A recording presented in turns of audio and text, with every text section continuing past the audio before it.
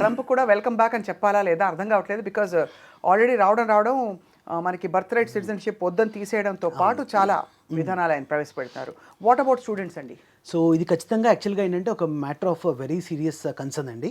ఇప్పుడు ఏమైందంటే గతంలో కూడా మనం ఇప్పుడు ట్రంప్ 2.0, అవును. సో మనం దీనికంటే ముందు 10 years చూసుకుంటే 2017 to 21 ఆ రోజుల్లో ఏంటంటే అమెరికాకు వెళ్ళడమే చాలా కష్టం అన్న ఒక రియాలిటీ ఉండింది. ఆ తర్వాత బైడెన్ ఎప్పుడైతే వచ్చారో అప్పుడు మనకి ఏంటంటే తెలుగు వాళ్ళకి ఇండియన్స్కి ముఖ్యంగా వీసాలు అనేది యాక్చువల్గా 22, 23, 23, 24 ఈ 2 సంవత్సరాల్లో అమెరికా ఇచ్చిన వీసాలు ప్రపంచంలో ఏ దేశం ఇవ్వాల.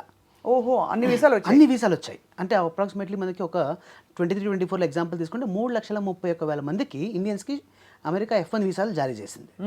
సో ఇంత పెద్ద మొత్తంలో మన స్టూడెంట్స్ వెళ్ళడం చాలా ఆనందదాయకం. అయితే ఇప్పుడు ఏమైపోయిందంటే అమెరికా ఫస్ట్ అనేది నినాదం, అంటే రిపబ్లికన్ మెంటాలిటీ కదా, డెమోక్రటిక్ వేరు, రిపబ్లిక్ వేరు. సో ఈ రిపబ్లికన్ మెంటాలిటీ ఇప్పుడు ట్రంప్ అని కాదు, ఆ పార్టీ వాళ్ళు ఎవరు వచ్చినా కూడా ఉదాహరణకి వీళ్ళ మైండ్ సెట్ ఎంతసేపు కూడా ఏంటంటే ఫస్ట్ మా వాళ్ళకి భోజనం దొరకాలి, అవును, మా వాళ్ళు భోజనం దొరకగా మేము వండుకోలేదు అంటే వేరే వాళ్ళు వచ్చి వండాలి. Right. So this is the idea of the Republican mind set. అవును. సో ఇక్కడ ఏమైపోయిందంటే మన వాళ్ళు ఇంతమంది వచ్చేటప్పటికి అక్కడ కూడా ఏంటంటే అది ఒక లోకల్స్కి అది మింగుడు పడట్లా.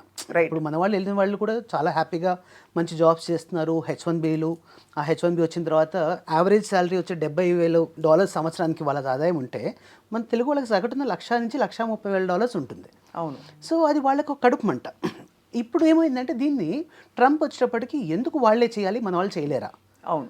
సో వాళ్ళంటూ లేకపోతే అప్పుడు మన వాళ్ళకి అవకాశాలు వస్తాయి కదా. సో ఇదొక వాళ్ళ రాడికల్ మైండ్ సెట్ అనే వర్డ్ మనం వాడచ్చో లేదో తెలియదు కానీ but this is the mindset of the present government there.